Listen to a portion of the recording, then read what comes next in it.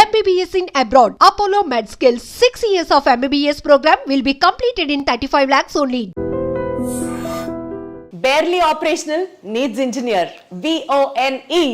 Hello everybody, welcome back to this super doc, a super duper episode. I have with me bone అన్న వెంటనే మనందరికీ చాలా చాలా చాలా దగ్గర మనిషి మన డాక్టర్ గారు అనుకుంటూ మనం అందరం ముందుకు వెళ్ళే డాక్టర్ గురువారెడ్డి గారు ఉన్నారు మనతో. సార్ నమస్తే. నమస్తే అమ్మా. ఎలా ఉన్నారు సార్? బ్రహ్మాండంగా ఉన్నాను. Wonderful sir, super vibe. Sir the super doctor లో బేసికల్ గా మీ గురించి మాట్లాడడంతో పాటు ఇప్పటి వరకు మీరు చేసిన అన్ని అచీవ్మెంట్స్ షేర్ చేసుకుంటూ ఉంటే ఒక పాయింట్లో ఒక ఇన్స్పిరేషనల్ స్టోరీగా ఉంటుంది. దాంతోపాటు మీ పర్సనల్ ఇన్సైట్స్ కూడా ఇంకాస్త లోతుగా తెలుసుకునే ప్రయత్నం చేద్దాము అన్న ఒక కాన్సెప్ట్తోనే ఈ సూపర్ డాక్ సిరీస్ మీతో చేస్తున్నాం sir. To start with, to become an orthopaedic surgeon, what's your inspiration sir? కరెక్ట్గా చెప్పాలంటే ఇన్స్పిరేషన్ ఏం లేదు, డిస్పరేషన్. అంటే రోడ్డు మీద యాక్సిడెంట్స్ ఉంటాయి కాబట్టి ఇండియాలో ప్రాక్టీస్ కొదవలేదు ఎముకలు ఎరగడానికి అని ఆ ఉద్దేశంతో ఆర్థోపెడిక్స్ సెలెక్ట్ చేసుకున్నాను నేను. అంతేగాని ఆర్థోపెడిక్స్ ఇన్స్పిరేషన్ వచ్చి ఎవరినో చూసి ఎక్సైట్ అయిపోయి ఎప్పుడు చేయలేదు. అప్పుడు బ్రతుకు తెరువు కోసం ఇది కరెక్ట్ బ్రాంచ్ అనిపించింది, అది చేసుకున్నాను. సార్ ఒకవేళ డాక్టర్ అయ్యి ఉండకపోతే ఏం చేసి ఉంటారు sir? What else career would you choose? Collector కావాలని ఉండేది.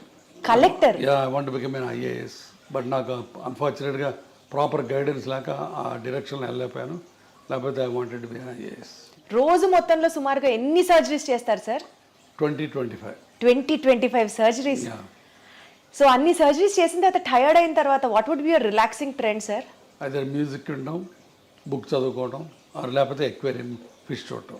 ఫిషెస్ చూస్తే you become happy again sir? Very relax. అదేం థియరీ ఉంది చెప్పండి? ఏం థియరీ ఉంది అంటే ఇన్ బిట్వీన్ ది సర్జరీస్ ఓపీడీలోకి వచ్చిన ప్రతి ఓపీలో నాకు ఎక్వేరియం ఉంటుంది. ఏ హాస్పిటల్లో ఎక్కడ కన్సల్టింగ్ రూమ్ అన్నా ఒక ఎక్వేరియం ఉంటుంది.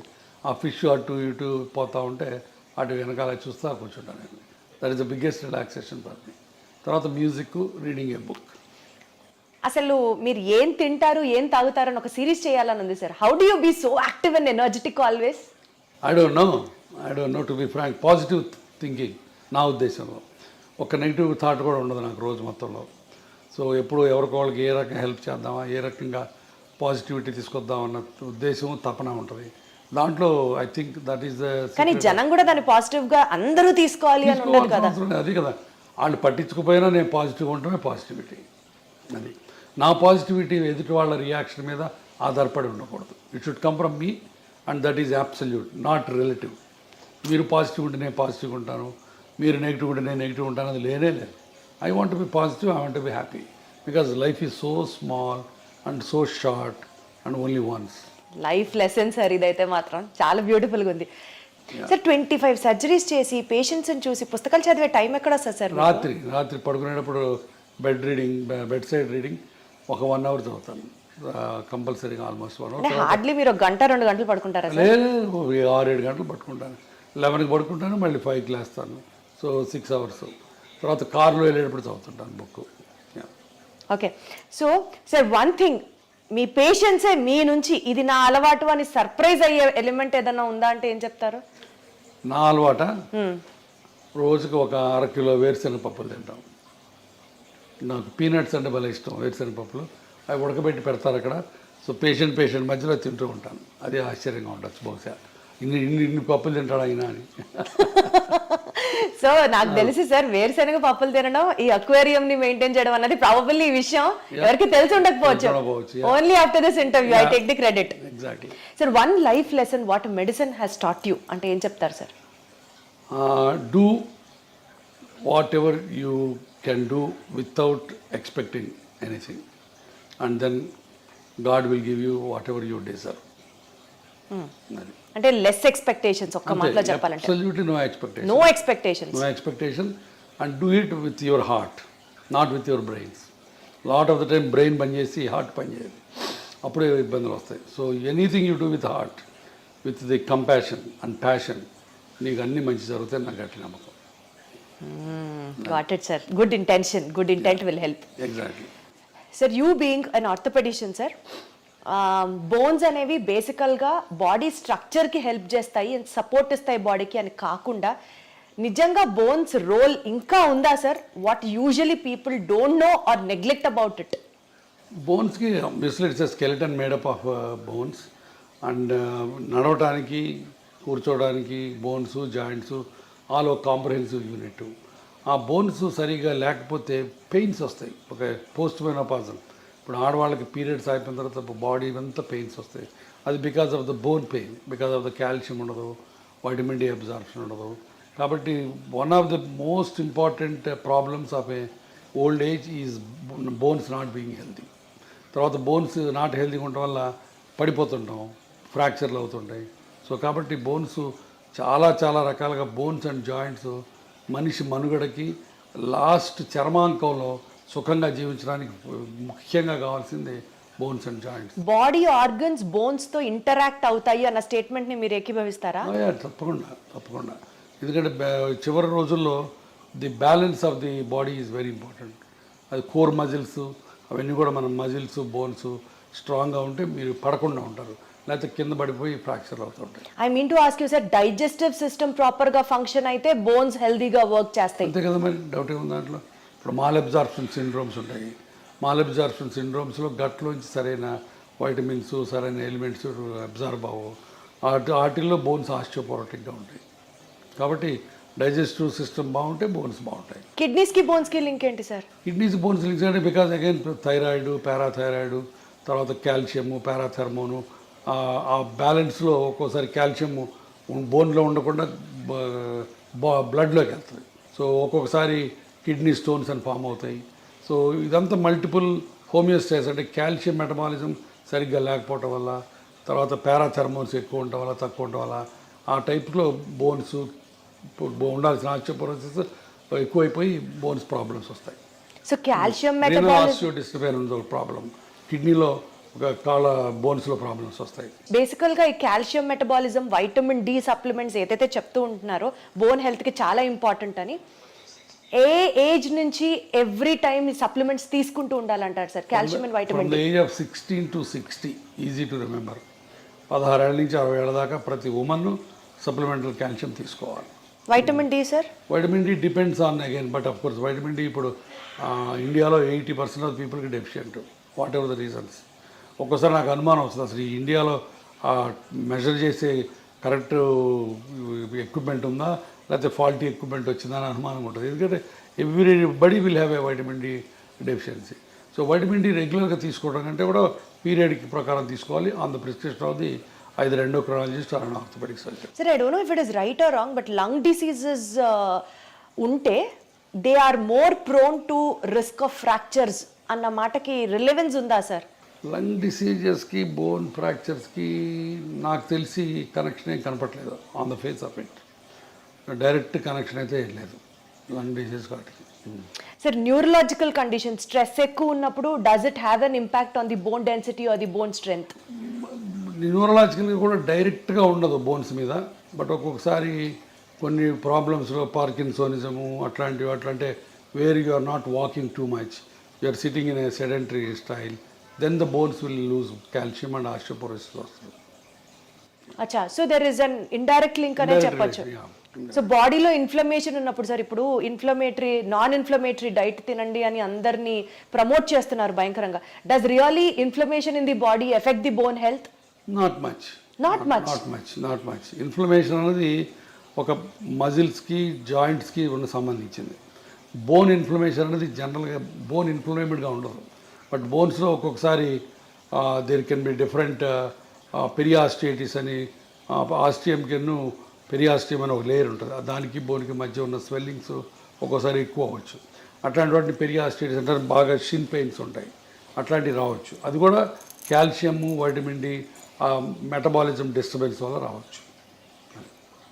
సో అంటే ఆ న్యూరలాజికల్ ఇంపాక్ట్ ఉన్నట్టా లేనట్టా sir? How do we conclude it? డైరెక్ట్గా న్యూరలాజికల్కి బోన్స్కి కనెక్షన్ ఉండదు. అంటే స్ట్రెస్ ఉంటే బోన్ పెయిన్ ఎక్కువ అవుతుంది. స్ట్రెస్ ఉంటే అన్ని బాడీలో అన్ని పెయిన్స్ ఎక్కువ అవుతాయి. అర్థమైందా? మస్క్యులర్ పెయిన్ ఎక్కువ అవుతుంది, తలనొప్పి వస్తుంది, మైగ్రేన్స్ వస్తాయి, నెక్ పెయిన్ వస్తుంది. అందుకని డైరెక్ట్గా బోన్ మీద బోన్ మెటబాలిజం మీద డైరెక్ట్ రిలేషన్స్ ఏం లేవు. బట్ ఇండైరెక్ట్గా ఇప్పుడు న్యూరలాజికల్ ప్రాబ్లం వచ్చింది, స్ట్రోక్ వచ్చింది, patient is SIT confined to the bed, అప్పుడు బోన్స్లోంచి ఆస్టియోపోరోసిస్ స్టార్ట్ అవుతుంది. Got it sir. సార్, మీరు కొన్ని లక్షల మంది పేషెంట్స్ని చూసుంటారు over your experience. Basic points patients overlook అయిపోయేది లైఫ్ స్టైల్లో, డెస్పైట్ ఆఫ్ మీరు చాలా వీడియోస్ కూడా చేశారు, సిట్టింగ్ పోస్టర్ దగ్గర నుంచి you have to walk this way, you have to SIT this way అని చాలా చెప్తూనే ఉంటారు. Despite of all your me guidance కాకుండా కూడా పేషెంట్స్ వాళ్ళ లైఫ్ స్టైల్లో ఓవర్లుక్ చేసే పాయింట్స్ ఏంటి సార్? మెయిన్ పోస్చర్, మనం ఇందాక అనుకున్న పోస్చరు. మరి నేను చెప్పినట్టు ఇలా స్ట్రైట్గా కూర్చోరు, ఎప్పుడు అందరూ ఇలా వంగి కూర్చుంటారు, వంగి నడుస్తారు. సో పోస్చర్ ఒకటి మెయిన్, బాగా అందరూ నెగ్లెక్ట్ చేసేది posture. Number 2, lack of exercises. అసలు ఎక్సర్సైజులు, చిన్న ఎక్సర్సైజెస్ కూడా చేయకుండా సెడెంటరీ లైఫ్ స్టైల్లో కూర్చుంటారు. అది number 2. Number 3, abuse of the joints. ఇప్పుడు కింద కూర్చోడి ఇండియన్ టాయిలెట్ లేకపోతే కింద బాచపట్టు వేసి కూర్చుంటే మోకాళ్ళ మీద లోటు పడుతుంది, అది మంచిది కాదు. సో అది తెలియదు చాలామందికి. అట్లానే నడుముకి ముందుకు వంకి కూర్చుంటే నడుము మీద పాడైపోద్ది, అట్లానే మెడ ముందుకు వెళ్తే మెడ పాడైపోద్ది. సో ఇవన్నీ కూడా తెలియదు. తెలియక చాలామంది they keep on repeating the mistake in the daily activities. Sir 10,000 steps నడిస్తే you will be healthy all over అన్నది జనరల్గా చెప్పిన మాట. బట్ హై ఇంటెన్సిటీ ఎక్సర్సైజెస్ చేస్తే మోకాళ్ళు అరిగిపోతాయి, 10,000 అడుగులేస్తే మోకాళ్ళు అరిగిపోతాయి, ఎక్కువ వెయిట్స్ ఎత్తితే స్ట్రెంథనింగ్ ఎక్సర్సైజెస్ చేస్తే మోకాళ్ళు అరిగిపోతాయి. వీటిలో ఏది కరెక్ట్ సార్? చెయ్యాలని కొందరు, చేయకూడదని కొందరు, కరెక్ట్ చెప్పండి సార్. మోకాళ్ళు అరగడానికి మెయిన్ కారణం number 1 age, number 2 weight, number 3 high impact activities, 3. Number 4 accidents. సరే యాక్సిడెంట్ గురించి మనం మాట్లాడుకోవట్లేదు, ఆ ఏజ్ అది తప్పనిసరి. మనం ఏజ్ అవుతుంటే బోన్స్ జాయింట్స్ అరుగుతూ ఉంటాయి. Number 2 weight. Weight is directly proportional or directly damaging to the bone joint health. So అది మన చేతుల్లో ఉంది. సో కాబట్టి మీరు ఎంత బరువు తగ్గితే మోకాళ్ళకి అంత మంచి పని చేసినట్టు. Number 3 point is abuse of the joints. Abuse అంటే ఫర్ ఎగ్జాంపుల్ మీరు ఇండియన్ టాయిలెట్లో కూర్చున్నారనుకోండి, లేకపోతే నెలకు ఒకసారి తిరుపతి కొండ ఎక్కి దిగారనుకోండి, రోజుకి 200 సార్లు మెట్లు ఎక్కి దిగారనుకోండి, మీ మోకాళ్ళ మీద 4 రెట్లు బరువు పోతుంది. అది బయోమెకానికల్లీ ప్రూవెన్. సో దాంతో మీరు మోకాళ్ళని తొందరగా అరగొట్టుకుంటారు. చాలామంది మా తాతలు మెట్లు ఎక్కేవాళ్ళు, మా తాతలు కింద కూర్చునేవాళ్ళు, వాళ్ళకి లేని ప్రాబ్లం నాకెందుకు వస్తుంది అని చెప్పి నమ్మరు. బట్ తాతలు వేరు, మనం వేరు. వాళ్ళ దేహదారుఢ్యం వేరు, వాళ్ళ బాడీ కాంపోజిషన్ వేరు, వాళ్ళ లైఫ్ స్టైల్ వేరు, వాళ్ళ ఫుడ్ డైటరీ హ్యాబిట్స్ వేరు, మనవి వేరు. మనం డెఫినెట్గా ఇండియన్ టాయిలెట్లో కూర్చున్న మెట్లెక్కి దిగిన 4 రెట్ల బరువు మోకాళ్ళ నుంచి పోద్ది. That is a proven biomechanical thing. So కాబట్టి అది చేయకూడదు. సో అది చాలా చాలా జాగ్రత్తగా చాలా మెట్లు ఎక్కి దిగకుండా ఎవరికి అసలు ఇంపాసిబుల్ కాబట్టి వీలున్నంత వరకు, ఇంపాసిబుల్ అంటే వీలున్నంత వరకు. సో అది ఎక్కి దిగాలని రూల్ ఏం లేదు. చాలామందికి ఎక్కి దిగితే మంచిది, హెల్త్ మంచిది అంటారు. సో కొంతమంది అసలు లిఫ్ట్ ప్రిఫర్ చేయరు. My doctor advisor me to use only lifts, నేను డోంట్ యూజ్ ద లిఫ్ట్స్ అని చాలామంది అంటారు. That is a wrong concept. ఎందుకంటే ఇప్పుడు కార్డియాలజిస్ట్కి మాకు ఇప్పుడు తగదాలు. కార్డియాలజిస్ట్ ఏమో నడవమంటాడు, మెట్లు ఎక్కమంటాడు, లిఫ్ట్ ఎక్కద్దు అంటాడు. నేనేమో లిఫ్ట్ వాడద్దు, మెట్లు వాడద్దు, లిఫ్ట్ వాడమంటాను. కారణం ఏంటంటే మెట్లు ఎక్కి దిగితే గుండెకి మంచిది, లంగ్స్కి మంచిది, బట్ మోకాళ్ళు బ్యాడ్ అయిపోద్ది. సో అన్ని బాడీలో అన్ని ఆర్గన్స్ని కాపాడి స్టిల్ ఎక్సర్సైజ్ ఇచ్చేది 2 బ్రిస్క్ వాకింగ్ అండ్ సైక్లింగ్ ఒకటి. ఈ రెండు మీకు బాగా ఉపయోగపడతాయి. సో అది చేసుకుంటే చాలు. ఇప్పుడు ప్రతిరోజు మెట్లెక్కి దిగాలని రూల్ లేనే లేదు. సార్ కొన్నిసార్లు మీ ఫ్యామిలీ గురించి, మీ పర్సనల్ స్పేస్ గురించి మీరు మాట్లాడినప్పుడు చాలా కంపాషనేట్గా మాట్లాడుతున్నట్లు అనిపిస్తుంది. ఈ field especially in the terms of medical field, hospitals, costly hospitals, rich is everything, కంపాషనేట్గా అనిపిస్తుందా సార్, లేకపోతే కమర్షియలైజ్ అయ్యింది కల్చరు అన్న ఫీలింగ్ మీకు ఎప్పుడైనా వచ్చిందా? కంపాషన్ అనేది గుండెలోంచి రావాలి, కమర్షియల్ అనేది బ్రెయిన్లోంచి. ఇందాక మనం అనుకున్నట్టు ఇది కమర్షియల్ వరల్డే, but still you can be kind, you can be compassionate. That's what it is. ఇప్పుడు మా హాస్పిటల్ ఉంది, మేమే చారిటీ కాదు. We have to run the hospital, we have to earn for the stakeholders, but at the same time we don't need to flee the patient దోచుకోవాల్సిన పని లేదు, and వాడి రక్తం పీల్చాల్సిన పని లేదు. మేమే కాదు, 90% of the doctors don't do that.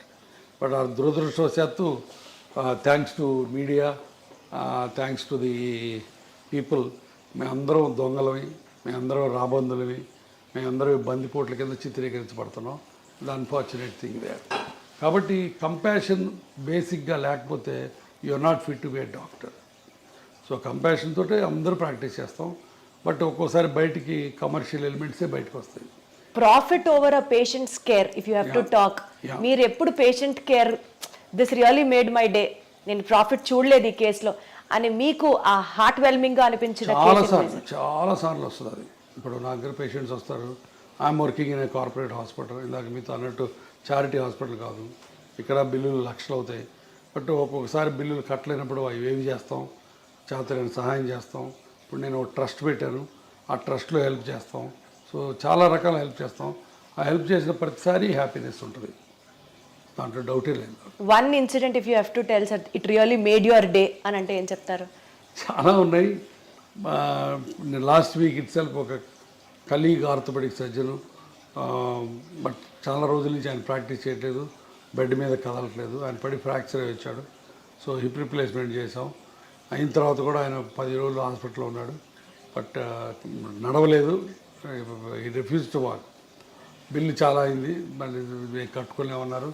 దాన్ని మరి 70% బిల్ తగ్గించి ఇంటికి పంపించాను. ఆ ఇంటికి పోయే ముందు ఆయన నాతో వీడియో కాల్లో ఆయన కళ్ళల్లో కృతజ్ఞత, ఆయన ఆవిడ కళ్ళల్లో కృతజ్ఞత నాకు evident, and that made my day. Wonderful sir, super super sir. ఇప్పుడు సోషల్ మీడియా ట్రెండ్ అనుకోవచ్చు, maybe because of the awareness for the people అనుకోవచ్చు, ప్రతి ఒక్కళ్ళకి మెడికల్ నాలెడ్జ్ తెలుస్తోంది and they started questioning the doctors as well. మీరు appreciate చేస్తారా యాక్ట్ని, or do get bored or you know విసుగొస్తుందా? విసుగు రాదు, 70% దాకా టాలరేట్ చేస్తాను, బట్ ఒక్కోసారి వాళ్ళు గీత దాడతారు. గీత దాటి ఏం జరిగింది సార్ అలాంటి సంఘటన ఒకటి చెప్పండి. ఏదో ఫర్ ఎగ్జాంపుల్ నిన్న మోకాళ్ళ ఆపరేషన్కి ఒక ఆయన వచ్చాడు, ఆయన ఏదో ప్రొఫెసర్ ఎక్కడో, కొంత నాలెడ్జ్ ఉంది. సో క్వశ్చన్స్ అడుగుతున్నాడు, నేను చాలా ఓపిక్గా 20 నిమిషాలు ఆన్సర్లు ఇచ్చాను. మళ్ళీ 21 తర్వాత మళ్ళీ మొదలుపెట్టాడు. నాకు కొంచెం కోపం వచ్చింది. మిగతా పేషెంట్లు వెయిట్ చేస్తారు. నేను చెప్పాను, ప్రొఫెసర్ గారు మీరు ఇందాక అడిగిన వాటన్నిటి సమాధానాలు చెప్పాను, మళ్ళీ అదే క్వశ్చన్స్ అడుగుతున్నారు, సేమ్ సమాధానాలు చెప్తారు, కొత్త సమాధానాలు ఉండవు. మీరు అనుకున్నట్టు సమాధానం రావాలంటే రాదు, సమాధానం ఒకటే ఉంటుంది, మీరు అనుకున్నట్టు రాదు అని చెప్పాను. అంత తిట్టినట్టు చెప్పలేదు, బట్ కొంచెం వాయిస్ పెంచి చెప్పాను. ఆయన అర్థం చేసుకున్నాడు, డాక్టర్ గారికి కోపం వచ్చినట్టుందని మెదకుండా వెళ్ళిపోయాడు. బట్ చాలా తక్కువ అలాంటి ఇన్సిడెంట్స్. సార్ బేసికల్గా మీరు అన్ని ఇయర్స్ మెడిసిన్ చేసి అంతమందితో యూనో చూసి పేషెంట్స్ని చూసి ఒక డెసిషన్ తీసుకుంటారు సార్, మెడికల్ డెసిషన్. అన్ఫార్చునేట్లీ అది మీడియా వల్ల కానీ పబ్లిక్ వల్ల కానీ మిస్అండర్స్టాండ్ అయిన సిచ్యువేషన్స్ ఉన్నాయా? ఉన్నాయండి. ఇప్పుడు నేను ఒకసారి అంతకుముందు కూడా చెప్పాను, ఒక పేషెంట్కి కాలు ఇరిగి వేరే హాస్పిటల్లో ట్రీట్మెంట్ చేసుకుంటే ఆ కాలు అంతా డెడ్ అయిపోయినట్టు అయిపోయింది, వుడెన్ ఇండ్యూరేటెడ్గా అయిపోయింది. దాన్ని మనం కంపార్ట్మెంట్ సిండ్రోమ్ అంటాం. అతను నా దగ్గరకు వచ్చాడు, కాలు తీసేయమంటున్నారు సార్ మిగతా వాళ్ళు, మీరేంటని. నేను కాలు తీయక్కర్లేదు అని చెప్పి 3 నెలల పాటు లిటరల్గా సాకాను ఆ కుర్రాడిని. సాకడం అంటే ఏదో కుర్రాడు తమ్ముడిని కొడుకుని చూసుకున్నట్టు చూసుకొని అతనికి హైపర్ బ్యారిక్ ఆక్సిజన్ కావాలంటే ఇక్కడ, లేకపోతే వేరే ఇంకొక మిలిటరీ హాస్పిటల్కి పంపించి అన్ని రకాలుగా చేశాను. బట్ చివరికి అతను వెళ్ళి 3 టీవీ స్టేషన్స్లో ఇంటర్వ్యూలు సంపాదించి కూర్చొని గురవారెడ్డి మంచోడు కాదు, నా కాల్ని పాడు చేశాడు అని చెప్పాడు. So 3 interviews. బట్ ఆ రోజు చాలా చాలా బాధేసింది. బట్ ఆ రోజు ఒక రకంగా నాకు లిబరేట్ కూడా అయిపోయానండి. ఇంత కష్టపడి ఇతనికి చేసాం, ఇతను ఇలా చేశాడు, అయినా సరే మన పని మనం చేయాలి. ఈ ప్రెస్ గురించి, ఈ టీవీల గురించి, వాటి గురించి భయపడకూడదు. నీ ఆత్మకి నువ్వు గట్టిగా ఉన్నంతకాలం వీటి గురించి భయపడకూడదని ఒక రకమైన తెగింపు, ఒక రకమైన స్వాతంత్రం, ఒక రకమైన లిబర్టీ, ఒక రకమైన ఏమంటుందాన్ని కమ్ వాట్ మే అన్న యాటిట్యూడ్ వచ్చింది. సో అది ఒక రకంగా మంచిదైంది నాకు. అంటే సార్ ప్రతి డాక్టర్కి వెనకాల ఇలాంటిది ఒక స్టోరీ ఉంది అనుకుంటే, డాక్టర్ వెనకాల ఉంటాయి. ఒక రిచ్ డాక్టర్ అనుకోండి, సమాజం నుంచి ఒక అన్ఫేర్ క్రిటిసిజం ని ఆల్వేస్ ఇన్వైట్ చేసినట్లుగా ఉంటుందా? ఉంటుంది. సమాజం మమ్మల్ని భూతద్దంలో పెట్టి చూస్తుంది, ప్రతి అడుగుని క్రిటిసైజ్ చేస్తుంది. సో తప్పదు, part of life. Despite of మీరు ఇంత సోషల్ సర్వీస్ చేసినప్పటికీ కూడా సార్, గురవారెడ్డి గారి దగ్గరికి వెళ్తే ఆయన ఖచ్చితంగా ఆపరేషన్ అంటారు మోకాల్ రీప్లేస్మెంట్కి, అదే బయటకు వెళ్తే డాక్టర్లు అనరు అన్న మాటకి ఏం చెప్తారు? దానికి చాలా చాలా సత్య దూరం అది. నేను రోజుకి 100 నుంచి 120 మంది పేషెంట్లు చూస్తాను. దాంట్లో 30-40 మంది కంటే ఆపరేషన్ పడవు. తర్వాత నాది టెర్షియరీ ప్రాక్టీస్, అది మర్చిపోవద్దు మీరు. అంటే పేషెంట్లు మిగతా వాళ్ళందరి దగ్గరికి చూయించుకొని ఇక ఆపరేషన్ తప్పనిసరి అన్నప్పుడు నా దగ్గరికి వస్తారు. మొదటి రోజు రారు. సో నాది టెర్షియరీ ప్రాక్టీస్. హైదరాబాద్ అవటం అయితేవి, నేను ఉన్న డాక్టర్స్లో సీనియర్ మోస్ట్ ఇప్పుడు 25 ఏళ్ళ నుంచి ప్రాక్టీస్ చేస్తాను కావటం అయితే ఉంది. సో ఇక్కడ ఉన్న ఓల్డ్ డాక్టరు, సీనియర్ డాక్టరు కాబట్టి చివరిలో సెకండ్ ఒపీనియన్, థర్డ్ ఒపీనియన్ కోసం నా దగ్గరికి వస్తారు. ఎప్పుడైతే టెర్షియరీ ప్రాక్టీస్ ఉంటుందో అప్పుడు ఆబ్వియస్గా ఆపరేషన్ రేట్ ఎక్కువ ఉంటుంది. సో అది అనవసరంగా ఎవరు ఆపరేషన్ చేయడం. గురువారెడ్డి దగ్గరికి వెళ్తే ఆపరేషను, మిగతా వాళ్ళ దగ్గరికి వెళ్తే ఇంజక్షను, అవన్నీ మాయ. ఇప్పుడు ఆ రకంగా ఇంకోటి కూడా చెప్పాను, నేను లాస్ట్ 1 year నుంచి యుద్ధం చేస్తున్నాను. ఇంజక్షన్లు పనికిరాని ఇంజక్షన్లు చేసి పేషెంట్లు మాయ చేసే డాక్టర్లు. ఈ ప్రస్తావన తీసుకొచ్చారు కాబట్టి ఇంకొక పర్సనల్ కామెంట్ కూడా ఉంది సార్. మీరు అగేన్స్ట్ పిఆర్పి ఫర్ ఆర్థరైటిస్ అని చెప్తున్నారు. Exactly against PRP for arthritis. కానీ గురువారెడ్డి గారి హాస్పిటల్లో పిఆర్పి ఇంజెక్షన్లు 7,000 నుంచి 8,000 రూపాయలు ఉండే ఇంజెక్షన్ 17,000 రూపాయలు ఆయన ఎందుకు ఛార్జ్ చేస్తున్నారు? పిఆర్పి ఇంజెక్షన్ కూడా నా హాస్పిటల్లో చేయలేదు ఫర్ ఆర్థరైటిస్. ఎవరైనా వచ్చి ప్రూవ్ చేయమని చెప్తాను. పిఆర్పి ఫర్ స్పోర్ట్స్ ఇంజురీస్కి ఎంతో 10 అని చెప్పాను ఇందాక. టెండాన్ ఇంజురీస్కి, ఇక్కడ టెన్నిస్ ఎల్బోస్కి ఇస్తే ఇవ్వచ్చు. నేను ఇవ్వను. నా దగ్గర 36 మంది పనిచేస్తారు టీం. స్పోర్ట్స్ మెడిసిన్ వాళ్ళు ఇస్తే ఇవ్వచ్చు. బట్ ఆర్థరైటిస్కి, నీ జాయింట్లో మా దగ్గర పిఆర్పి అనేది ప్రసక్తే రాదు. ఎవరైనా వచ్చి ప్రూవ్ చేయమని చెప్పాలి. అర్థమైందా? 3 ఇప్పుడు స్టెమ్ సెల్స్ అని ఇచ్చి 2,80,000 తీసుకునేది మా దగ్గర జరగదు. నేను అగైనెస్ట్ ఏంటంటే PRP in arthritis. Orthopaedic surgeons చాలామంది పిఆర్పీలు టెన్నిస్ ఎల్బోస్కి, యాంకిల్ ఇంజురీస్కి, హీల్ పెయిన్స్కి ఇస్తారు. నాకు ఏ రకమైన అభ్యంతరం లేదు. నాకు దాని మీద నేను ఇవ్వను, నేను వాటిని అన్నాను. అది దాని మీద నాకేం లేదు. ఎందుకంటే పీపుల్ అన్ని చోట్ల ఇస్తారు, కొన్ని చోట్ల మంచి రిజల్ట్స్ ఉన్నాయి. దానికి నేను PRP for other conditions work అయినప్పుడు why not for the knee sir? ఆర్థరైటిస్కి లేదు role. That's what I'm saying. There is no evidence at all. Arthritis is a global phenomena. Global phenomena అంటే మొత్తం కార్టిలేజ్ అంతా పాడైపోయింది. ఈ కార్టిలేజ్ అంతా పాడైపోయినప్పుడు దాన్ని మనం ఉద్ధరించి నువ్వు కార్టిలేజ్ పుట్టించరు.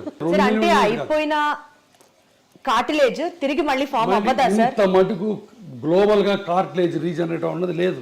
కార్టిలేజ్ సెల్స్ స్పోర్ట్స్ ఇంజురీస్లో చిన్న లేజన్స్ ఉంటే దాంట్లో కాండ్రోసైట్స్ అని, ఓట్స్ అని డిఫరెంట్ ప్రొసీజర్స్ ఉన్నాయి. అవన్నీ ఉపయోగపడతాయి అక్కడ వరకు. అక్కడ కూడా ఫైబ్రస్ టిష్యూ ఫామ్ అయ్యి కొంతవరకు కార్టిలేజ్ సెల్స్ వస్తాయి. బట్ కార్టిలేజ్ రీజనరేట్ అయ్యి ఆర్థరైటిస్, మోకాళ్ళ నొప్పుల ఆర్థరైటిస్ బాగుపడి మళ్ళీ బ్రహ్మాండంగా నార్మల్ కార్టిలేజ్ వచ్చింది అల్ట్రాసౌండ్లో చూపిస్తాడు ఈయన, ఈ డాక్టర్ గారు, బౌన్సర్ డాక్టర్ గారు. అల్ట్రాసౌండ్ తీసేదిగో నీకు మళ్ళీ కార్టిగ్రామ్ అని చూపిస్తాడు. ఇవన్నీ మాయ, భయంకరమైన మాయ. కానీ ఆయన చేసేది మాయే. కానీ చాలా మంది ఆర్థోపెడిషియన్స్ కూడా ఈ కార్టిలేజ్ గ్రో అవుతుంది అని మందులు ఇస్తున్నారు కదా. కార్టిలేజ్ గ్రోత్ కి స్పోర్ట్స్ ఇంజరీస్ లో గ్రోత్ అయ్యే టెక్నిక్స్ వేరు. వీటిని మిక్స్ చేయొద్దు. కార్టిలేజ్ గ్రో అవడానికి చిన్న వాటికి బోల్డ్ అని ప్రొసీజర్స్ ఉన్నాయి. ఆర్థ్రోస్కోపిక్గా చేస్తారు. అవన్నీ స్పెషల్ ఇండికేషన్స్ ఉన్నాయి, స్పెషల్ ప్రొసీజర్స్ ఉన్నాయి, స్పెషల్ ట్రైనింగ్ ఉంది.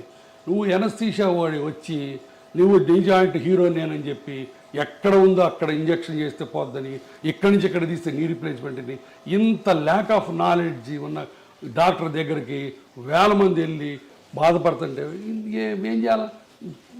మాయ చేస్తాడు. ఆ మాయ కోసం యుద్ధం చేస్తున్నాం మేము. ఇది వాళ్ళ తాగదు యుద్ధం. ఇది ఇంకా చాలా దూరం వెళ్తుంది యుద్ధం. సరే, మీరే అంత బిజీ ప్రాక్టీషనర్ అయ్యండి, అంత బిజీ డాక్టర్ అయ్యండి, ఇంకా ఈ సొసైటీకి సంబంధించిన ఇలాంటి ఇష్యూస్ నా బాధ అదేనమ్మా. ఇప్పుడు నాకు వెస్టర్న్ ఇంట్రెస్ట్ ఏమీ లేదు. నాకున్న ప్రాక్టీస్ నాకుంది, నేను ఇన్స్టిట్యూట్ పెట్టుకున్నాను. బట్ నాకు పేషెంట్ గురించి బాధ. నేనే కాదు, నాలాంటి బాధపడేవాళ్ళు చాలామంది ఉన్నారు. మేము అందరం కలిసి ఇప్పుడు దానికి అగైనెస్ట్ ఫైట్ చేస్తున్నాం. సార్, బేసికలీ మీ ఫ్యామిలీ ఏమంటారు సార్? ఇవన్నీ మనకి ఎందుకు అవసరమా? మనం ఎంత సంపాదించాం, ఎంత సెటిల్ అయ్యాం, పిల్లలు బాగున్నారు. వాళ్ళు ఏమన్నారు, ఇది నా ప్రొఫెషను, ఇది నా ప్రిన్సిపల్స్, ఇది నా ప్యాషను, ఇది నా కమిట్మెంట్ టు ది పేషెంట్స్. ఎవరేమైనా అనుకోండి, నాకు నమ్మకం ఉంది అంతే. అద్భుతం sir, commitment to the patients అన్నారు చూడండి సార్. అంతేనమ్మా. మీరు అన్నట్టు నాకేమీ రాదు దీంట్లో వచ్చి, ఇంకా 4 రాళ్ళు పడతాయి. But I'm ready. మీరు అన్నట్టు ఎంత బిజీ అయినా సరే నేను దీన్ని పెట్టుకొని నేను ఎన్ని గంటలు దీని మీద కూర్చుంటున్నాను నేను. ఎందుకంటే ఐ వాంట్ టు ఈ దోపిడీ కార్యక్రమం ఆగిపోవాలి. తర్వాత ఇంకోటి, ఇది పెయిన్ క్లినిక్స్ మీద కాదు, అది కూడా చెప్తున్నా. పెయిన్ క్లినిక్స్, పెయిన్ స్పెషలిస్టు కొన్ని 100 ఏళ్ల నుంచి ఉన్నారు. మంచి పనులు చేస్తున్నారు. వాళ్ళందరూ ఇప్పుడు spine, cancer pain, chronic pains మీద మేమందరం వాళ్ళకి రిఫర్ చేస్తాం పేషెంట్ని, పెయిన్ క్లినిక్ వాళ్ళకి. అబ్సల్యూట్లీ సార్, నాకు అర్థమవుతుంది సార్. పెయిన్ అన్నారు కాబట్టి కొంచెం పిఆర్పి నుంచి పక్కకి వెళ్తే, ఫిజియోథెరపీ చేసుకోవడం వల్ల early stages maybe around 18 years or 20 years నుంచి ఫిజియోథెరపీ ఎక్సర్సైజెస్ స్టార్ట్ చేస్తే బోన్ జాయింట్స్ హెల్దీగా ఉంటాయి, బోన్ జాయింట్ ప్రాబ్లమ్స్ ని మనం నివారించవచ్చు అన్న మాట తప్పు. స్లో చేయొచ్చు, ఎక్స్టెండ్ చేయొచ్చు. ఉన్న వాటి అన్నిటిలో ఫిజియోథెరపీ మజిల్స్, బోన్స్ని హెల్దీగా ఉంచుకోవటం తప్ప ఇంకా వేరే ఏమీ లేదు. నేను 2 పాయింట్లు చెప్తాను, గుర్తుపెట్టుకోండి, హైలైట్ చేయండి. ఇది మోకాళ్ళు మొదటి నుంచి ఫస్ట్ స్టేజ్ నుంచి ఆపరేషన్ అక్కర్లేదు, లాస్ట్ స్టేజ్లో ఆపరేషన్ అవసరం. ఈ ఫస్ట్ స్టేజ్ నుంచి treatment simple medicines. Simple medicines అంటే ఏంటి? ఎప్పుడన్నా నొప్పుంటే సింపుల్ పారాసిటమాల్ ట్యాబ్లెట్, లోపల కార్టిలేజ్ నరిష్మెంట్కి, అంటే ఉన్న కార్టిలేజ్ బలాన్ని కాపాడటానికి, కొత్త కార్టిలేజ్ అనడం కాదు. అగైన్ అక్కడ మాయ, నీవు కొత్త గుజ్జు పుట్టించే ఇంజక్షన్ చేస్తూ ఉంటావు. తప్పు. కొత్త గుజ్జు పుట్టించే ఇంజక్షన్ ఇంతపాటు ప్రపంచంలో ఎక్కడా లేవు. పుట్టదు. ఉన్న గుజ్జు బలాన్ని కాపాడే ఉన్నాయి, దాన్ని కాండ్రో ప్రొటెక్టివ్స్ అంటారు. ఓకే. ఆ ట్యాబ్లెట్స్, బోన్స్ ప్రొటెక్ట్ చేసే కాల్షియం ట్యాబ్లెట్లు, మజిల్స్ని ఎక్సర్సైజ్ చేయాలి. ఇప్పుడు for example quadriceps muscle exercise చేసామనుకో, మోకాల మీద ఉన్న లోడ్ని అది కొంత తీసుకుంటుంది, అందుకని మీకు ఎక్సర్సైజ్ బాగా ఉపయోగపడుతుంది. అట్లానే జాయింట్ని అబ్యూజ్ చేయకుండా, చెప్పాను కదా, ఇండియన్ టాయిలెట్స్ వాడకుండా అట్లా చేసుకోవటం తప్ప ఇంకోటి లేదు. నేను పేషెంట్కి 2 సెంటెన్స్ చెప్తాను. అమ్మ, నేను ఇచ్చిన మందులు, ఎక్సర్సైజులు పని చేసిన నాళ్ళు ఆపరేషన్ అక్కర్లేదు. ఈ మందులు, ఎక్సర్సైజులు పని చేయకపోతే ఆపరేషన్ తప్ప ఇంకొకటి లేదు. మీరు చేయించుకుంటారు లేదు అనవసరం, బట్ డాక్టర్గా నీ ధర్మం ఏంటి?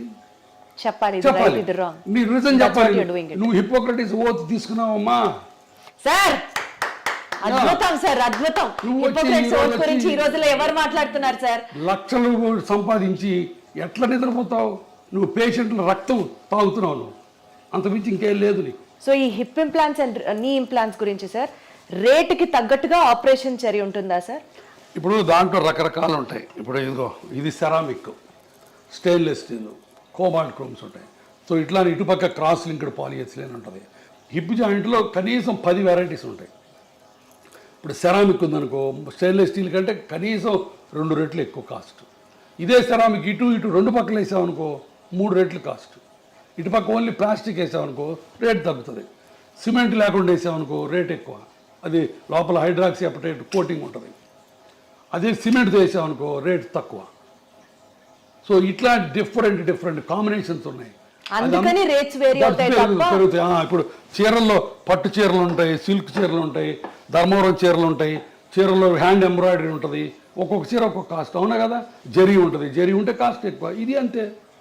ఒక 20 వెరైటీస్ ఆఫ్ జాయింట్లు ఉన్నాయి. ఇక్కడికి వచ్చిన తర్వాత ఆ జాయింట్ని బట్టి ₹1,00,000 నుంచి ₹5,00,000 దాకా ఉంది హిప్ ప్రైస్. ₹1,00,000కి ఇండియన్ ఇంప్లాంట్ సిమెంట్తో వేసుకోవచ్చు, బట్ అది యంగ్ పేషెంట్కి వేయడానికి లేదు. యంగ్ పేషెంట్ 25 ఏళ్ళు కోవిడ్ బారిన పడి ఎవాస్కులర్ నెక్రోసిస్ వచ్చిన అతనికి ₹1,00,000 ఇస్తే తొందరగా పాడైపోద్ది. అతనికి అన్సిమెంటెడ్ హిప్ వేయాలా, సెరామిక్ హిప్ వేయాలి. So that's all. ఇప్పుడు దాంట్లో రోబోటిక్ టెక్నాలజీ వచ్చింది. రోబోటిక్ టెక్నాలజీ చేస్తే కొన్ని అడ్వాంటేజెస్ ఉన్నాయి, దానికి ఎక్కువ అవుతుంది. సో ఇవి థింగ్స్. సార్, రోబోటిక్ సర్జరీస్ గురించి మాట్లాడితే sir, your hospital is ranked among the top most robotic surgeries perform చేసే హాస్పిటల్. అది definitely first of all congratulation sir. కాకపోతే రోబోటిక్ సర్జరీస్ అన్నవి are affordable to everybody is one not at all. Robotics ప్రతి వాళ్ళు చేయించుకోవాలి రూలే లేదు. Robotics చేయాలి, అది చేయకపోతే నీ బతుకు దుర్భరం అన్నమాట అంతకంటే లేదు. ఎప్పుడు చేస్తారు సార్ రోబోటిక్స్? రోబోటిక్స్ వల్ల 2-3 అడ్వాంటేజెస్ ఉన్నాయి, మార్జినల్ అడ్వాంటేజెస్. అది పేషెంట్కి ఎక్స్ప్లెయిన్ చేస్తాం. కొంత ప్రెసిషన్ ఉంటుంది, కొంత post operative pain, immediate post operative pain కొంత తక్కువ ఉంటుంది. ఓన్లీ ఫస్ట్ 2-3 డేస్, తర్వాత మళ్ళీ సేమ్ ఉంటుంది. ఆ ఫస్ట్ 2 డేస్ ఎందుకు ఉంటుంది అంటే సాఫ్ట్ టిష్యూ డిసెక్షన్ తక్కువ ఉంటుంది. తర్వాత ఇప్పుడు అలైన్మెంట్స్ అని డిఫరెంట్ అలైన్మెంట్స్ వచ్చినాయి మోకాళ్ళ ఆపరేషన్లో. ఆ డిఫరెంట్ అలైన్మెంట్ చేయాలంటే రోబోటిక్స్ ద్వారా చేయొచ్చు.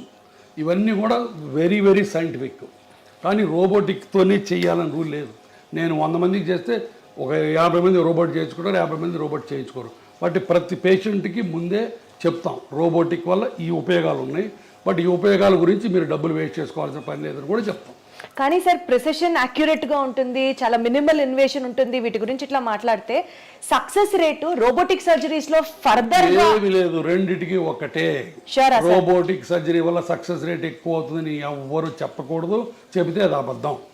నేను చెప్పను, నేను ఇంతవరకు ఏ పేషెంట్కి చెప్పలా. రోబోటిక్ వల్ల కొంత అడ్వాంటేజెస్ ఉన్నాయని చెప్తాను తప్ప సక్సెస్ రేట్లో ఏ మాత్రం తేడా లేదు, రెండుకి ఒకటే సక్సెస్ రేట్. ఎట్లా జరుగుతున్నాయి సార్? అంటే పేషెంట్స్ యొక్క పర్సెప్షన్ టువర్డ్స్ రోబోటిక్ సర్జరీ ఎట్లా ఉంది సార్? పేషెంట్స్ వల్ల మా పేషెంట్స్ కూడా ఏంటంటే ఇండియన్ పేషెంట్స్ కూడా ఇప్పుడు వెల్ ఇన్ఫార్మ్డ్, Absolutely. వాళ్ళందరూ వాళ్ళే వచ్చి అడుగుతారు. తర్వాత చాలామంది పేషెంట్లకి వాళ్ళ పిల్లలు అమెరికాలో ఉంటారు, అక్కడ అమెరికాలో ఇది standard of care robotic surgery అన్నది. వాళ్ళు అక్కడి నుంచి చెప్పి మీరు రోబోటిక్ చేయించుకోవడం చెప్తారు తల్లిదండ్రులకి, వాళ్ళు మమ్మల్ని వచ్చి అడుగుతారు. సో మేము ఆఫర్ చేస్తాం, దట్స్ ఆల్. అంతకుమించి అంటే పేషెంట్ సౌలభ్యం కోసం అది కూడా ఇనిషియల్ గా తప్పించి పేషెంట్ని మాయ చేసి పేషెంట్ని అబద్ధాలు చెప్పి రోబోటిక్స్ చేసే ప్రసక్తి లేదు, నెంబర్ 1. నెంబర్ 2, రోబోటిక్స్ చేసి నువ్వు అద్భుతంగా ఉంటావు, ఇంకో 20 ఏళ్ళు ఎక్స్ట్రా ఉంటావు అన్నది అంతకంటే లేదు. రోబోటిక్స్కి ఎక్స్ట్రా సక్సెస్ రేట్ అన్నది అంతకంటే లేదు. నేను క్లియర్గా చెప్తున్నాను 3 విషయాలు. ఏది ఇన్ని 10,000 రోబోటిక్ ఆపరేషన్లు చేసిన తర్వాత కూడా. బట్ రోబోటిక్స్ అనేది ఒక extra technology which will help you in getting a proper outcomes. అది పాయింట్ అక్కడ. అదైనా డిఫికల్ట్ ఆపరేషన్స్ ఉంటాయి, ఒకసారి బాగా అరిగిపోయి మొత్తం దొడ్డికాళ్ళు వస్తారు, స్టేజ్ 4 బాగా అడ్వాన్స్డ్. అట్లాంటి వాటిల్లో రోబోట్ మనకి ఎంతవరకు బోన్ కట్ చేయొచ్చు, ఎంతవరకు సాఫ్ట్ టిష్యూ డిసెక్ట్ చేయాలని కొన్ని మనకి ఇస్తుంది. అట్లాంటి హిప్ రిప్లేస్మెంట్స్లో డిస్ప్లాస్టిక్ హిప్స్ అని ఉంటాయి, అంటే చిన్నప్పటి నుంచి పాడైపోయిన హిప్స్. ఆ హిప్స్లో రోబోట్ ముందే మనకి ఎక్కడ మంచి బోన్ ఉంది, ఈ కప్ ఎక్కడ పెట్టచ్చు అని ముందే మనకి గైడెన్స్ ఇస్తుంది. అట్లాంటి అడ్వాంటేజెస్ ఉన్నాయి. అంతేగాని రోబోటిక్తోనే చేయాలన్నది లేనే లేదు. మళ్ళీ చెప్తున్నాను. అబ్సల్యూట్లీ సార్, నాకు అర్థమైంది sir. To just divert our interview on a lighter note and concluded sir, just I wanted to ask you, ఒక జాయింట్ హెల్త్ కి సంబంధించినటువంటి ఒక మీ కోరిక, జనాలు ఈ మిత్తుని నమ్మడం ఆపండ్రా బాబు అని అంటే ఏం చెప్తారు సార్? ఇందాక చెప్పింది మళ్ళీ చెప్తా, నేను అలిసిపోను, ఎన్ని గంటలైనా చెప్తాను ఇదే. నా పేషెంట్లకి నేను చెప్పే, చేతులు జోడించి చెప్పేది ఏంటంటే, మీకు మోకాళ్ళ నొప్పులు ఉంటే సింపుల్ మందులు ఎక్సర్సైజులతో గడపండి. భయంకరమైన నొప్పులు వచ్చి నడవలేని పరిస్థితి వస్తే భయపడకుండా ఆపరేషన్ చేయించుకోండి. మీరు భయపడ్డా, ఆర్థికంగా సౌలభ్యం లేకపోయినా ఒక రామాయణము మహాభారతం చదువుకోండి. సార్, ఒక్క సూపర్ ఫుడ్ తింటే బోన్స్ అద్భుతంగా ఉంటాయంటే ఏంటి సార్ అది? ఏ లేదు, నాకైనా అబద్ధం. సూపర్ ఫుడ్ ఏమి లేదు, సూపర్ డాక్టర్ లేదు, ఏం తినమంటారు సూపర్ సార్? ఫుడ్ లేదు. ఏం తినమంటారు సార్? బోన్స్ హెల్తీగా ఉండాలంటే head calcium, healthy milk products చాలు, సింపుల్ మిల్క్ ప్రోడక్ట్స్ తింటే చాలు. And regular exercise and impact exercise అంటే వాకింగ్ అట్లాంటివి చేసి. దుంపకూరలు తింటే జాయింట్ పెయిన్స్ ఎక్కువ అవుతాయి, ట్రూ ఆర్ ఫాల్స్? నాకు తెలియదు. నాకు తెలిసి నేను చదువుకున్న దాంట్లో ఫుడ్కి మోకాళ్ళ కార్టిలేజ్కి డైరెక్ట్ రిలేషన్ లేదు, ఇండైరెక్ట్గా ఉంది. ఫుడ్ తిని లావు ఎక్కితే లావు వల్ల మోకాళ్ళు పాడవుతాయి తప్ప డైరెక్ట్గా వంకాయ తింటే కార్టిలేజ్ పోద్ది, కూర ఈ చామదుంప తింటే కార్టిలేజ్ వస్తుంది, ఈ అల్ట్రాసౌండ్ చేస్తే నొప్పి తగ్గుద్ది, ఇవన్నీ లేవు నాకు తెలుసు. సార్, మీరు ఎక్సర్సైజ్ చేయమని పేషెంట్స్ కి చెప్తూ ఉంటారు కదా, ఫన్నీయెస్ట్ ఎక్సర్సైజ్ మీ దాకా వచ్చి ఒక పేషెంట్ చెప్పింది ఏమైనా ఉందా సార్? మీకు అసలు కోపం మామూలుగా రాదా ఎక్సర్సైజ్, ఆ ఎక్స్క్యూజ్ వింటే ఏం చెప్తారు సార్? ఐ డోంట్ నో, అంటే నా దగ్గరకు వచ్చే పేషెంట్లు ఒక్కోసారి నేను ఏం చెప్పినా దానికి కౌంటర్ చెప్తారు. మనం ఎక్సర్సైజ్ చేయండి, లేదండి నా బాడీ ఒప్పుకోదు అంటారు. మందులు వేసుకోమంటే నాకు అలసరండి అంటారు. కింద కూర్చోద్దామంటే నేను కింద కూర్చొని మనం చేస్తానంటారు. ప్రతిదానికి అడగకుండా చెప్తా, నేనేం చేయలేను. ఇంకా నేను చేతులైతే అమ్మ నమస్తే అని చెప్తా, అంటే that's all. Surgery is more painful or skipping that rehab cycle is more painful, sir? Yeah, good question. Again, చాలామంది మా డాక్టర్లోనే మళ్ళీ కొంతమంది దొంగ డాక్టర్లు ఆపరేషన్ చేసి అసలు నొప్పి ఉండదు, ఫిజియోథెరపీ ఎత్తేద్దాం, ఫిజియోథెరపీ లేకుండా చేసుకోవచ్చు, జీరో ఫిజియోథెరపీ కొంతమంది మొదలెట్టారు. అది కూడా తప్పే. ఆపరేషన్ చేసిన తర్వాత నొప్పి అన్నది దేవుడిచ్చిన సహజమైన రియాక్షన్. కాకపోతే ఇప్పుడు మోడర్న్గా పెయిన్ రెడ్యూసింగ్ టెక్నిక్స్ చాలా వచ్చినాయి. ర్యాపిడ్ రికవరీ ప్రోటోకాల్ అని, మల్టీ మోడల్ ఎనర్జీసీ అని చెప్పి, తర్వాత కంటిన్యూస్ ఎపిడ్యూరల్ పెయిన్ రిలీఫ్ అని, అట్లా చాలా మందులు వచ్చినాయి, చాలా టెక్నిక్స్ వచ్చినాయి. ఇమ్మీడియట్ రీహాబిలిటేషన్ వల్ల, వీటి వల్ల కొంత నొప్పి తగ్గుతుంది. తర్వాత నొప్పి అనేదమ్మ మల్టీ ఫ్యాక్టోరియల్, అంటే చాలా ఫ్యాక్టర్స్తో సంబంధించింది. కొంతమంది పేషెంట్లు వెరీ సెన్సిటివ్గా ఉంటారు, అవును సార్. కొంతమంది పేషెంట్లు బిందాస్గా ఉంటారు, అది పేషెంట్ ఫ్యాక్టర్. తర్వాత కొంతమందికి బాగా అరిగిపోయింది అనుకో, ఎక్కువ డిసెక్ట్ చేయాల్సి వస్తుంది, అప్పుడు ఎక్కువ ఇన్ఫ్లమేటరీ సైటోకైన్స్ రిలీజ్ అవుతాయి, వాళ్ళకి ఎక్కువ నొప్పి ఉంటుంది. సో కాబట్టి పెయిన్ లేకుండా ఏ పేషెంట్ ఉండడు. కొంతమంది అదృష్టవంతులు అసలు పెయిన్ ఉండదు వాళ్ళకి, అంటే వాళ్ళ అదృష్టం. అంటారు కదా సార్, పెయిన్ సైకోసోమాటిక్ అంటారు కదా.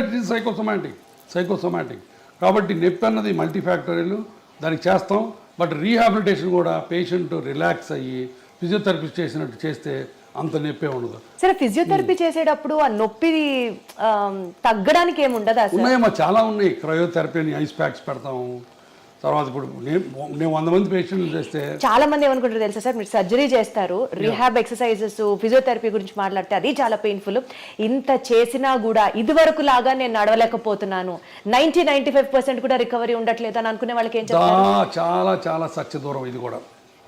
మేము చేసే ఆపరేషన్స్లో 1 year తర్వాత, 1 year పడుతుంది కొంతమందికి, 1 year తర్వాత the satisfaction rate in knee replacement properly done and properly explain to the patient psychic కాకుండా పేషెంట్ మామూలు పేషెంట్ అయితే 90% సక్సెస్ రేట్. ఏది పర్సెప్షన్లో 1 yearలో 90% people will be very happy, very very happy, very happy, back to their normalcy you can say. అమ్మ, ఎంతమంది మా ఓపీలో ఒకసారి కూర్చొని చూడు సార్, దేవుడు మీరు మమ్మల్ని మళ్ళీ నడిపించారు, పునర్జన్మ సార్ అంటారు. అమ్మ, అసలు నడవలేక వీల్ చైర్లోనే మోషన్ యూరిన్ పోయే వాళ్ళని నడిపిస్తే ఎంత పునర్జన్మలకి. అన్నిటికీ బాత్రూమ్ పోవడానికి కూతురు మీద, అల్లుడి మీద, కొడుకు మీద, కోడల మీద ఆధారపడే వాళ్ళకి వాళ్ళ కాళ్ళ మీద వాళ్ళు నిలబెట్టి నడిపిస్తే ఎంత ఆనందం. అవన్నీ వచ్చి చూడండి. 20 years, నేను ఇప్పుడు 25 years ఇంటూ ప్రాక్టీస్. నేను ఎప్పుడు వచ్చాను? 1999లో వచ్చా హైదరాబాద్. ఇప్పుడు 25 ఏళ్ళు, బహుశా మోర్ దాన్ 70,000-80,000 పేషెంట్కి ఆపరేట్ చేశాను నేను. 25 ఏళ్ళ కింద చేసిన పేషెంట్లు ఇంకా తిరుగుతున్నారు హ్యాపీగా. So that is the beauty of the knee replacement surgery. అది నేను క్యాన్వాస్ చేయక్కర్లా, all over the world millions of people get benefit. ఇప్పుడు నీ రీప్లేస్మెంట్ సర్జరీలోనే latest advancement which really excites you so much ఏమైనా ఉందా sir? Robotic technology, that is the only latest advance. ఇప్పుడు దీంట్లో బోల్డ్ అనే కొత్త మెటీరియల్స్ వస్తున్నాయి. ఇప్పుడు ఈ కోబాల్ట్, క్రోమ్, టైటానియం కాకుండా ఇంకా కొత్త మెటీరియల్, పీక్ మెటీరియల్ అని కొన్ని వెరీ లైట్ మెటీరియల్స్ వస్తున్నాయి. అంటే మేబీ ఒక foreign body inside the body ఉన్నట్లుగా కూడా తెలియదు అన్న, అలాంటివి కూడా వస్తాయి. ఇప్పుడు హిప్ రీప్లేస్మెంట్, నీ రీప్లేస్మెంట్, ఈ రెండు ప్రపంచ మానవాళికి దేవుడిచ్చిన 2 సూపర్ గిఫ్ట్స్. అరగటం ఆయన ఇచ్చిందే శాపం, బట్ దానికి ఆన్సర్లు కూడా ఆయనే ఇచ్చాడు. ఫర్గాటన్ జాయింట్స్ వీటిని అంత century operation of the century decade అంటారు దీన్ని. అలాంటి ఆపరేషన్లు ఈ 2 కొన్ని వేల లక్షల కోట్ల మంది ఇది చేసుకుంటున్నారు. సార్, ఫైనల్ అన్న కంక్లూజన్ నోట్ సార్, ఏం చెప్తారు సార్ ఆడియన్స్కి from your end?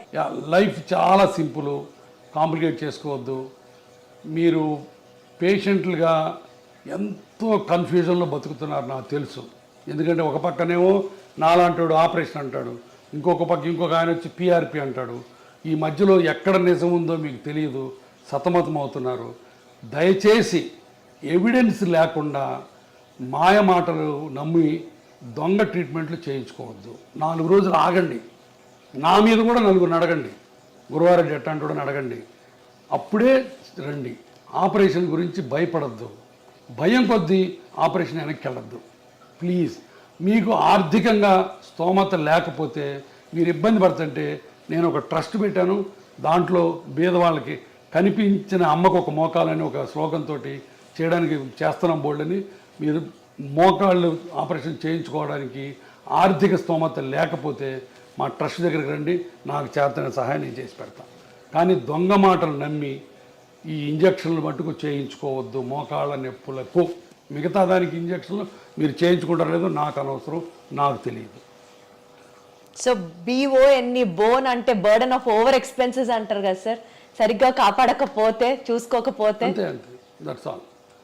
Wonderful sir, so good talking to you. Thank you so much. Thank you.